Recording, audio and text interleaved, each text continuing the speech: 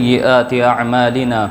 من يهده الله فلا مضل له ومن يضلل فلا هادي له وأشهد أن لا إله إلا الله وحده لا شريك له وأشهد أن محمدا عبده ورسوله يا أيها الذين آمنوا اتقوا الله حق تقاته ولا تموتن إلا وأنتم مسلمون يا أيها الناس اتقوا ربكم الذي خلقكم من نفس واحدة وخلق منها زوجها وبث منهما رجالا كثيرا ونساء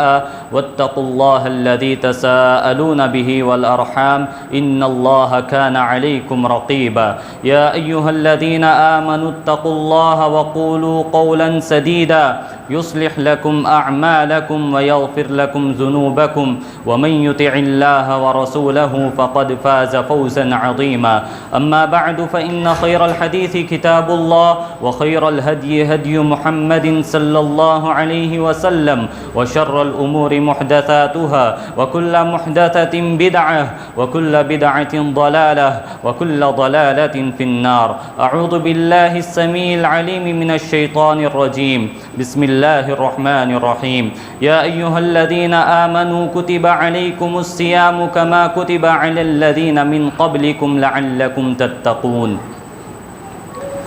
تمام تعریفیں اس اللہ وحدہ لا شریک کے لیے لائق و زیبا ہیں جو تمام کائنات کا خالق، مالک، مدبر ہے، جس نے مجھے اور آپ کو صرف اسی کی عبادت کے لیے پیدا کیا، اور لاکھوں کروڑوں درود و سلام ہو ہم سب کے آخری نبی جناب محمد الرسول اللہ صلی اللہ علیہ وسلم پر، کہ جنہوں نے اللہ تبارک و تعالیٰ کے پیغام کو، اللہ تبارک و تعالیٰ کے دین کو اپنی زندگی میں پوری قربانی دے کر ہم تک اس دین کو پہنچایا۔ حضرات، ہم سب جانتے ہیں کہ ماہ رمضان بہت قریب ہے۔ 3-4 دن میں انشاءاللہ ہم لوگ رمضان المبارک کی بامسرت اور پرلطف دنوں کے قریب پہنچ جائیں گے انشاءاللہ۔ رمضان سے پہلے ہم سب کو چاہیے کہ ہم رمضان کو پانے کے لیے جستجو کریں۔ رمضان سے پہلے ہی ہمارے دلوں میں اور ہماری دعاؤں میں یہ دعا ہونی چاہیے کہ اے اللہ مجھے رمضان تک صحیح سلامت پہنچا دے، مجھے رمضان میں عبادت کرنے کی توفیق عطا فرما۔ اے اللہ ہم سب کو رمضان المبارک میں غفلت سے بچا۔ سلف صالحین کے بارے میں آتا ہے کہ اہل علم لکھتے ہیں کہ سلف میں سے کئی ایک ایسے تھے جو رمضان سے 5-6 مہینے جب بھی ان کے ہاتھ اٹھتے دعا کے لیے تو وہ یہ دعا کرتے تھے، اے اللہ ہم سب کو رمضان تک سلامتی کے ساتھ پہنچا دے۔ جب رمضان کا مہینہ آتا تو وہ خوب عبادت کرتے، وہ خوب صدقہ و خیرات کرتے، وہ یہاں تک کہ دروس، حدیث کے جو دروس ہوتے ہیں اس کو تک چھوڑ دیتے اور صرف قرآن میں لگ جاتے، عبادت میں لگ جاتے۔ پھر جب رمضان کا مہینہ گزر جاتا تو بقیہ 5-6 مہینے اللہ تبارک و تعالیٰ سے یہ دعا کرتے کہ اے اللہ میں نے جو بھی رمضان میں تیری توفیق سے عبادت کی، یا اللہ تو اس کو قبول فرما لے۔ گویا کہ سلف صالحین کا رمضان انہیں رمضان سال بھر یاد رہتا تھا۔ 5-6 مہینے وہ رمضان سے پہلے رمضان میں عبادت کے لیے اللہ سے توفیق مانگتے تھے، پھر جب رمضان گزر جاتا تو بقیہ 5-6 مہینے اللہ تبارک و تعالیٰ سے یہ دعا کرتے تھے کہ اللہ رمضان میں میں نے جو بھی عبادتیں کی تو اس کو قبول فرما لے۔ سلف صالحین اس طریقے سے رمضان کو گزارا کرتے تھے،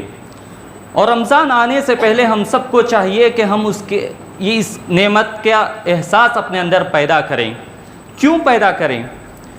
اگر ہمارے گھر میں، اگر ہم کو معلوم ہو جائے کہ ہمارے گھر کوئی بڑا مہمان آنے والا ہے تو ہم اس کے ساتھ کیسا سلوک کریں گے، ہم اس کی تیاریاں کس طریقے سے کریں گے۔ جب دنیاوی کوئی مہمان ہمارے گھر آتا ہے تو ہم اس کے لیے اتنی ساری تیاریاں کرتے ہیں، جب اللہ تبارک و تعالیٰ کی طرف سے بھیجا ہوا مہینہ، بھیجا ہوا مہمان ہمارے پاس آتا ہے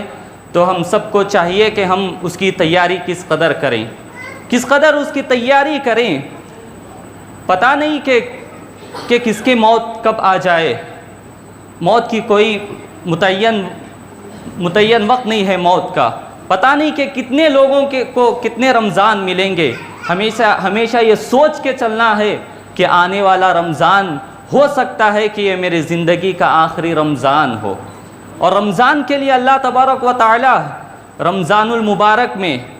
سرکش جنوں کو، سرکش شیطانوں کو اللہ تبارک و تعالی قید کر دیتا ہے، اس وجہ سے تاکہ لوگ جو ہے پوری طریقے سے عبادت میں مشغول ہو جائیں۔ جنت کے دروازے کھول دیے جاتے ہیں اور جہنم کے دروازے بند کر دیے جاتے ہیں، اس وجہ سے کہ آدمی جو ہے اللہ تبارک و تعالیٰ کی عبادت کرے، رمضان المبارک کا اہتمام کرے، روزے رکھے، تراویح کا اہتمام کرے، صدقہ و خیرات دے، دوسروں کو افطار کرائے، دوسروں کو دینے دلانے کا اہتمام کرے، عبادت میں مشغول ہو۔ اگر ایسا کریں گے تو اللہ تبارک و تعالی ہم سب کو جنت میں داخل کرے گا۔ اللہ کے نبی صلی اللہ علیہ وسلم کہتے ہیں کہ شعبان کے مہینے میں کئی لوگوں کے نام ایسے تھے جن کی فہرست جہنم میں شامل تھی، لیکن اللہ تبارک و تعالی رمضان کے ہر رات میں کئی ایک لوگوں کو جہنم سے نکال کر جنت میں داخل کر دیتا ہے۔ جن کے نام شعبان تک جہنمیوں کی فہرست میں تھے، اللہ تبارک و تعالی رمضان کی برکت سے ان سارے لوگوں کو ان کی عبادتوں کے بدولت اللہ تبارک و تعالی ان سب کو جنت میں داخل کر دیتا ہے۔ تو ہم سب کو چاہیے کہ ہم اس رمضان کو پانے کی جستجو کریں، اس رمضان کو پانے کی کوشش کریں، گھر میں ماحول بنائیں۔ اور رمضان المبارک آتا ہے اور گزر جاتا ہے، اور رمضان المبارک کا پا لینا، رمضان المبارک کو حاصل کر لینا، یہ اس بات کی علامت نہیں ہے کہ رمضان المبارک جو ہے صرف اچھے لوگوں کے لیے آتا ہے، ایسی بات نہیں ہے۔ رمضان المبارک آتا ہے اور چلا جاتا ہے، خوش نصیب وہ ہے، مومن وہ ہے، ایک سچا مسلمان وہ ہے جو اس رمضان المبارک سے واقعتاً رمضان المبارک سے بھرپور فائدہ اٹھائے۔ رمضان المبارک میں اللہ تبارک و تعالیٰ نے ہم سب کے لیے جو چیزیں رکھی ہیں ان ساری چیزوں کو اپنانے کی کوشش کریں۔ اللہ تبارک و تعالیٰ نے ہم سب کے لیے روزے فرض کیے ہیں، ہم سب کو روزے رکھنا چاہیے، روزوں کے ساتھ تراویح کا اہتمام کرنا چاہیے، اور جس قدر ہو سکے ہم سب کو چاہیے کہ ہم قرآن کی تلاوت کریں۔ کم از کم ہم لوگ یہ عزم کریں کہ رمضان المبارک میں، اس رمضان میں کم از کم میں ایک قرآن تو ختم کروں گا، میں کم از کم 5 پارے ہی صحیح لیکن ترجمے کے ساتھ، تفسیر کے ساتھ میں انشاءاللہ اس کو پڑھنے کی کوشش کروں گا۔ یہ عزم ہونا چاہیے، یہ ارادہ ہونا چاہیے۔ اور رمضان المبارک کا مہینہ اگر کہا جائے ایک لفظ میں تو یہ تربیت کا مہینہ ہے، یہ تربیت کا مہینہ ہے۔ اللہ تبارک و تعالیٰ نے کہا لعلکم تتقون، کہ اللہ تبارک و تعالیٰ روزے فرض کر کے تم کو یہ بنانا چاہتا ہے کہ تم لوگ تقوی والے بن جاؤ، تم لوگ پرہیزگار بن جاؤ، اللہ تبارک و تعالیٰ یہ چاہتا ہے۔ تو روزے کا مقصد ہی تقوی ہے۔ تو ہم سب کو چاہیے کہ ہم رمضان المبارک کے مہینے کو اگر صحیح طریقے سے گزار لیں تو زندگی کے سال کے بقیہ 11 مہینے ہم لوگوں کو اس کا اثر دیکھنے کو ملے گا۔ جو لوگ یہ ارادہ کر لیں کہ ہم رمضان المبارک میں پورا قرآن انشاءاللہ پڑھیں گے، تو میں پورے گارنٹی کے ساتھ یہ کہوں گا کہ شوال میں ان کو اتنی تو توفیق ہوگی کہ وہ پورے مہینے میں کم از کم 1 پارے کی تو تلاوت کریں گے، قرآن سے تھوڑا تو قریب آئیں گے۔ اگر ہم ارادہ ہی نہیں کریں گے تو ہم کیسے آگے بڑھ سکتے ہیں؟ اور اللہ تبارک و تعالیٰ نے قرآن مجید میں اس کی بہت ساری فضیلتیں بیان کی ہیں، اور اللہ کے نبی صلی اللہ علیہ وسلم نے بھی فرمایا کہ اگر کوئی شخص روزے رکھنے کے باوجود گالی گلوچ دیتا ہے، گالی گلوچ کرتا ہے، لڑائی جھگڑا کرتا ہے، جھوٹ بولتا ہے، تو اللہ تبارک و تعالیٰ کو اس کی کوئی ضرورت نہیں ہے۔ وہ روزے کے مقصد کو نہیں پایا، وہ محض صرف بھوکا رہا، اور اس کو بھوکا رہنے کا کوئی فائدہ نہیں ہوگا، اس کو کوئی ثواب نہیں ملے گا۔ تو ہم سب کو چاہیے کہ ہم رمضان المبارک کے ایام کو آنے سے پہلے ہی ہم جب بھی دعا کریں تو اللہ تبارک و تعالیٰ سے یہ دعا کریں کہ اے اللہ ہم سب کو رمضان تک سلامتی کے ساتھ پہنچا دے، اے اللہ ہم سب کو رمضان میں خوب عبادت کرنے کی توفیق عطا فرما، اے اللہ ہم سب کو رمضان میں قرآن مجید مکمل پڑھنے کی توفیق عطا فرما، یہاں جو تراویح ہوتی ہے اس کو ادا کرنے کی اللہ تبارک و تعالیٰ سے دعا کریں، اور کوشش کریں کہ یہاں پر جتنے دروس ہوتے ہیں یہاں پر ہی نہیں، جہاں کہیں بھی دینی محفل جمتی ہے تو وہاں پر شرکت کرنے کی کوشش کریں۔ اور اللہ کے نبی صلی اللہ علیہ وسلم کے دور میں جب بھی رمضان آتا تو اللہ کے نبی صلی اللہ علیہ وسلم پوری طریقے سے کمر کس لیتے تھے اور رمضان کی تیاری میں لگ جاتے تھے، اور صحابہ کے بارے میں بھی آتا تھا کہ وہ خوب عبادت کرتے تھے، اور رات میں قیام اللیل کو جب کھڑے ہوتے تھے، تراویح کے لیے جب کھڑے ہوتے تھے تو پوری رات گزر جاتی اور ان کو اندیشہ ہوتا کہ کہیں ہماری سحری نہ چھوٹ جائے، کبھی کبھار اتنا اندیشہ ہوتا تھا، پھر بھی وہ یہ دعا کرتے تھے اے اللہ تبارک و تعالی ہم نے جو چھوٹی موٹی عبادتیں کی تو اس کو قبول فرما لے۔ جب صحابہ کا، سلف صالحین کا یہ طریقہ ہے کہ وہ اتنی عبادتیں کرنے کے باوجود بھی اللہ تبارک و تعالی سے اعمال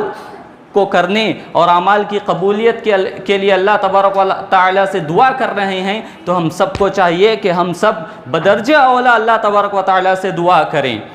اور حضرات،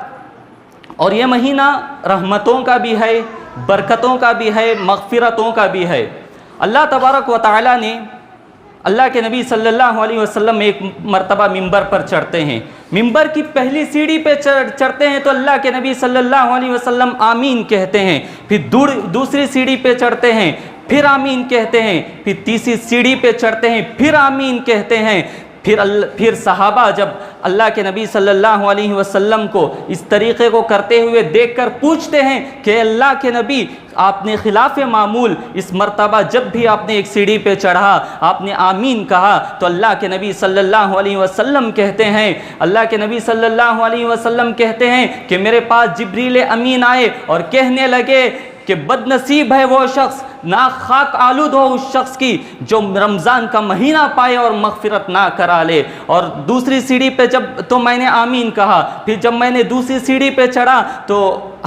تو جبرائیل علیہ السلام نے کہا کہ نہ خاک آلود ہو اس شخص کی جو اپنے ماں باپ میں سے کسی ایک کو پائے اور اس کی خدمت نہ کرے اور وہ جنت کا حقدار نہ ٹھہرے۔ پھر اللہ کے نبی صلی اللہ علیہ وسلم اس پر آمین کہتے ہیں، پھر اللہ کے نبی صلی اللہ علیہ وسلم جب تیسری سیڑھی پہ چڑھتے ہیں تو پھر اللہ کے نبی صلی اللہ علیہ وسلم آمین کہتے ہیں، پھر اللہ کے نبی صلی اللہ علیہ وسلم اس پر کہتے ہیں کہ جب جبرائیل علیہ السلام نے کہا کہ جو شخص اللہ کے نبی صلی اللہ علیہ وسلم کا، محمد صلی اللہ علیہ وسلم کا نام لینے کے باوجود درود نہ پڑھتا ہو، اللہ کے نبی صلی اللہ علیہ وسلم نے بدعا کی، جبرائیل علیہ السلام نے بدعا کی تو اللہ کے نبی صلی اللہ علیہ وسلم نے اس پر آمین کہا۔ یہ حدیث معمولی حدیث نہیں ہے، ہم سب کو سوچنا چاہیے کہ اللہ کے نبی صلی اللہ علیہ وسلم بدعا کر رہے ہیں۔ اللہ کے نبی صلی اللہ علیہ وسلم جو ساری انسانیت کے لیے رحمت للعالمین ہیں، یہ اللہ کے نبی صلی اللہ علیہ وسلم ہمارے لیے بدعا کر رہے ہیں، ان لوگوں کے لیے بدعا کر رہے ہیں جو رمضان پانے کے باوجود مغفرت نہ کرا لے، جو رمضان پانے کے باوجود اپنی بخشش نہ کروا لے، جو رمضان المبارک کا مہینہ پانے کے باوجود اللہ تبارک و تعالیٰ کے سامنے معافی نہ مانگے۔ ذرا سوچ کے دیکھیے، انبیاء فرشتوں کے سردار دعا کر رہے ہیں اور انبیاء کے سردار آمین کہہ رہے ہیں، تو کیا دعا قبول نہیں ہوگی؟ ہم سب کو اس حدیث سے سبق حاصل کرنا چاہیے۔ اس حدیث سے ہم سب کو یہ سبق حاصل ہوتا ہے کہ ہم رمضان المبارک کے مہینے کو کس طریقے سے گزارنا چاہیے۔ اگر ہم رمضان المبارک کو بقیہ 11 مہینوں کی طرح غفلت میں، سستی میں، دین سے دوری میں اگر گزار دیں گے، وہی چوری، وہی بازار میں دھوکہ دہی، وہی حلال و حرام کی تمیز کے بغیر کمانے کا اگر ہم لوگ طریقہ اگر اختیار کر لیں گے رمضان میں، تو پھر ہماری ٹریننگ کیسی ہوگی، ہمارا تقوی کیسا بنے گا، ہم کیسے اللہ تبارک و تعالیٰ کے مقرب بندے بن جائیں گے۔ حضرات، 2 چیزیں انسان کو سب سے زیادہ گمراہ کرتی ہیں۔ ایک ہے شہوات البطن۔ شہوات البطن یعنی پیٹ کی شہوت، شریعت اسلامیہ نے ہمیشہ پیٹ بھر کے کھانا، ہمیشہ اچھا کھانا، ہمیشہ حلق تک کھانا اس سے منع کیا ہے۔ اس کی وجہ سے سستی پیدا ہو جاتی ہے اور انسان برائی میں پڑ جاتا ہے۔ جب انسان ہمیشہ پیٹ فل ہوتا ہے تو وہ برائیوں میں پڑنے کا اندیشہ ہوتا ہے۔ تو اللہ تبارک و تعالی اس روزے کے ذریعے سے یہ پیغام دینا چاہتا ہے کہ بھوک کو برداشت کرنے کی عادت ڈالو، اور جو شخص پہلے سے اس چیز کا عادی ہو کہ وہ ہمیشہ 3 وقت بھی پیٹ بھر کر کھاتا ہو، اچھا کھانے کا عادی ہو، حلق تک کھانے کا عادی ہو، تو وہ شخص اس کے اندر برداشت کی قوت نہیں پائی جاتی ہے۔ وہ حلال و حرام کی تمیز کیے بغیر کھاتا ہے، وہ لوگوں کا حق مار کر کھانے کی کوشش کرتا ہے، اس کے پاس جائز اور ناجائز کا کوئی فرق نہیں رہ جاتا، تو اس چیز کو روزہ کچلتا ہے، اس چیز کو روزہ کچلتا ہے۔ اور اللہ تبارک و تعالیٰ نے رمضان المبارک میں جو روزے رکھے ہیں، اس روزے کے ذریعے سے جہاں ہماری روحانی تربیت ہوتی ہے، جہاں ہمیں روحانی طور پر فائدہ پہنچتا ہے، وہیں پر ہمیں جسمانی طور پر فائدہ بھی پہنچتا ہے۔ آپ سب کو معلوم ہونا چاہیے، جو بھی لوگ بیمار ہوتے ہیں آپ ڈاکٹر کے پاس رجوع کریں، وہ یہی کہے گا، اور عربی کا ایک مقولہ بھی ہے کہ زیادہ کھانا جو ہے انسان کی بیماری کی علامت ہے، اور پرہیزگاری اس کا سب سے بہترین علاج ہے۔ اب ڈاکٹروں سے جا کر پوچھئے کہ بیماریوں کی اکثر وجہ جو ہے وہ کھانا ہے، اور پیٹ کے اندر جو ہے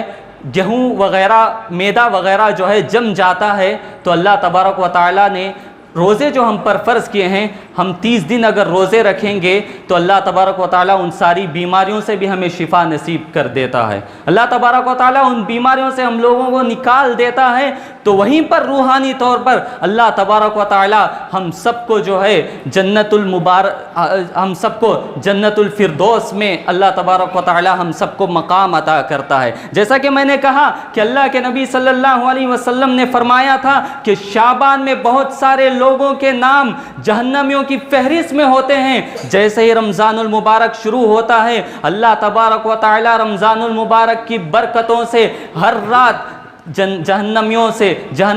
میں پڑے ہوئے بہت سارے لوگوں کو جنت میں داخل کر دیتا ہے۔ تو ہم سب کو چاہیے کہ ہم لوگ اس چیز کی حفاظت کریں۔ میں نے کہا کہ انسان کو گمراہ کرنے والی 2 چیزیں ہیں، ایک ہے شہوات البطن، دوسری چیز ہے شہوات الفرج۔ اللہ کے نبی صلی اللہ علیہ وسلم سے پوچھا گیا کہ اللہ کے نبی، جہنم میں سب سے زیادہ داخل ہونے والے لوگ کون ہیں؟ تو اللہ کے نبی صلی اللہ علیہ وسلم نے فرمایا کہ سب سے زیادہ جہنم میں جانے والے لوگوں کے 2 سبب ہیں، ایک زبان کی وجہ سے لوگ جہنم میں جاتے ہیں، دوسرا شرمگاہ کی وجہ سے لوگ جہنم میں جاتے ہیں۔ اور یہ روزہ ان دونوں چیزوں کی حفاظت کرتا ہے، ان دونوں چیزوں کو روکتا ہے، انسان غلط کام کرنے سے بچ جاتا ہے۔ جو بھی شخص روزہ رکھتا ہے وہ باہر غلط نگاہ ڈالنے سے اپنے آپ کو بچا لیتا ہے۔ جو شخص 11 مہینوں میں گالی دیتا ہے، میوزک سنتا ہے، وہ کم از کم رمضان المبارک میں بچنے کی کوشش کرتا ہے، چاہے وہ کتنا بھی گیا گزرا ہو، اس کے دل میں رمضان المبارک کا کچھ تو احترام ہوتا ہے۔ اور اللہ تبارک و تعالیٰ نے اتنا اچھا ماحول اللہ تبارک و تعالیٰ رمضان المبارک میں پیدا کر دیتا ہے کہ ہم لوگ جو ہیں ایک تو اچھائیاں بھی کرتے ہیں، دوسرا اگر کوئی شخص برائیاں کرتا ہے، دوسرا کوئی شخص چوری کرتا ہے، کوئی گالی دیتا ہے، تو اس شخص سے ہم لوگ اس کو روکنے کی کوشش کرتے ہیں۔ یہ صرف رمضان میں نہیں ہونا چاہیے، ہم سب کو چاہیے کہ ہم رمضان المبارک کے علاوہ بھی بقیہ 11 مہینے جو ہیں اس طریقے سے گزارنے کی کوشش کریں، اور رمضان المبارک میں زیادہ سے زیادہ صدقات و خیرات کرنے کی کوشش کریں، کیونکہ اللہ کے نبی صلی اللہ علیہ وسلم نے کہا کہ اگر کوئی شخص اللہ کے راستے میں 1 روپیہ خرچ کرتا ہے تو اسے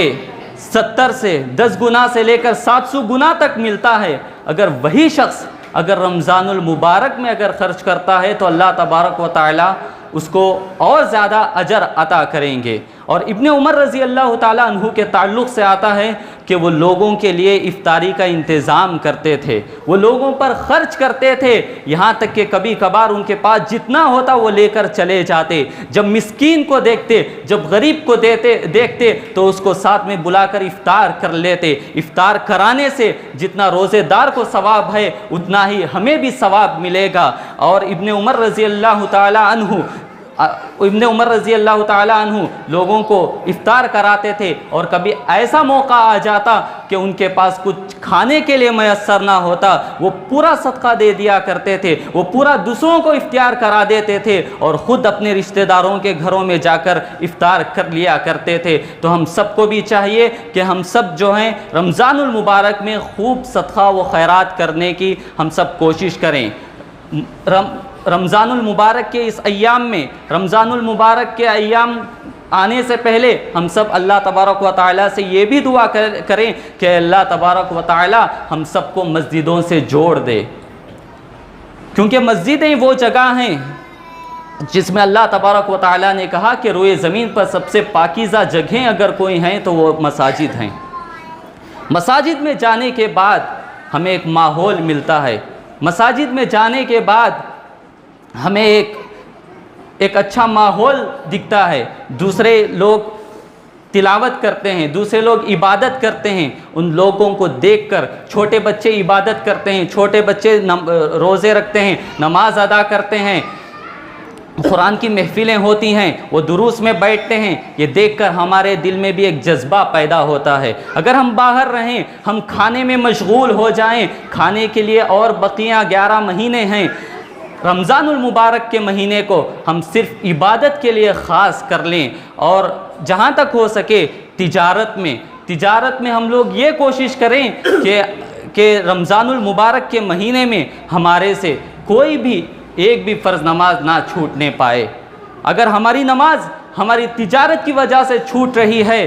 تو یہ شریعت میں اس سے ناجائز قرار دیا گیا ہے، گرچہ کہ حلال بزنس ہے، لیکن وہ تجارت ہمیں نماز سے روک رہی ہے، ہمیں تراویح سے روک رہی ہے، ہمیں دین کے کاموں سے روک رہی ہے، تو یہ تجارت اصل میں تجارت نہیں ہے۔ تو ہم سب کو چاہیے کہ ہم رمضان المبارک میں خوب اہتمام کریں، عبادت کرنے کی کوشش کریں، اور اللہ تبارک و تعالیٰ نے رمضان المبارک کے اندر ایک ایسی بھی رات رکھی ہے جو 1000 مہینوں سے زیادہ افضل ہے۔ اللہ تبارک و تعالیٰ نے اس کا نام ہی قدر رکھا ہے، انا انزلناہ فی لیلۃ القدر، یعنی اللہ تبارک و تعالیٰ نے اس رات کو اتنی بابرکت بنایا ہے کہ اگر کوئی شخص اس رات کو پالے اور رمضان المبارک میں خوب اہتمام کرے، دعائیں کریں، اپنی زندگی کی بخشش کروا لے، اپنی مغفرت کروا لے، اپنی آنے والی زندگی میں گناہوں سے بچنے کا عزم کر لیں اور اللہ تبارک و تعالیٰ سے سچی توبہ کر لیں اور زندگی میں کبھی گناہ نہ کرنے کی اللہ تبارک و تعالیٰ سے توفیق مانگ لیں، تو یہ اور جو بھی عبادتیں کرتے ہیں تو اس عبادت کو اللہ تبارک و تعالیٰ 1000 مہینے کہ اتنا ثواب عطا کرتا ہے۔ اور اللہ تبارک و تعالیٰ نے اس چیز کو ہم سب سے پوشیدہ رکھا ہے کہ رمضان المبارک کے طاق راتوں میں سے کوئی ایک رات ہوگی، تو ہم سب کو چاہیے کہ ہم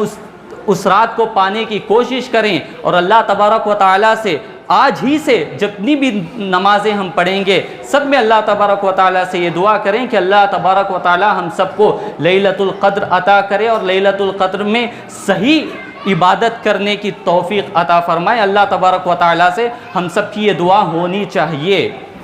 کیوں؟ اللہ تبارک و تعالیٰ نے 5 طاقتیں رکھی ہیں، اس میں سے ایک ہے اگر آپ کو کوئی شخص بہت بڑا خزانے کے بارے میں بتلا دے اور اگر آپ کو 5 اس کی کیلیاں 5 چابیاں آپ کو دے دے، تو آپ کیا صرف ایک چابی آپ اس پر ٹرائی کر کے چھوڑ دیں گے؟ بلکہ 5 ٹرائی کریں گے۔ کیوں؟ آپ کو پتہ ہے کہ سامنے اتنا بڑا خزانہ ہے۔ تو ہم سب کو چاہیے کہ 5 راتوں میں بھی ہم خوب عبادت کریں اور یہ سوچ کر عبادت کریں کہ ہو سکتا ہے یہی لیلۃ القدر ہو، یہی میری زندگی کا آخری لیلۃ القدر ہو، یہی میری زندگی کا آخری رمضان ہو۔ موت کے بارے میں نہ آپ کہہ سکتے ہیں نہ میں کہہ سکتا ہوں، کیا بوڑھے کیا بچے، کسی کی اللہ تبارک و تعالیٰ نے جو موت کا جو سسٹم بنا کے رکھا ہے، اس میں موت نہ کسی کو یہ نہیں دیکھتی کہ یہ کتنا بوڑھا ہے، یہ کتنا بچہ ہے، یہ کتنا نوجوان ہے، یہ کبھی موت نہیں دیکھتی۔ تو ہم سب کو چاہیے کہ سلف صالحین جس طریقے سے رمضان کو گزارنے کی کوشش کرتے تھے، وہ یہ کوشش کرتے تھے کہ یہ رمضان یہ میرا آخری رمضان ہے۔ جب آپ کو پتہ چلے کہ میری زندگی کا آخری رمضان ہو تو کیا کوئی غفلت کر سکتا ہے؟ کیا کوئی سستی کر سکتا ہے؟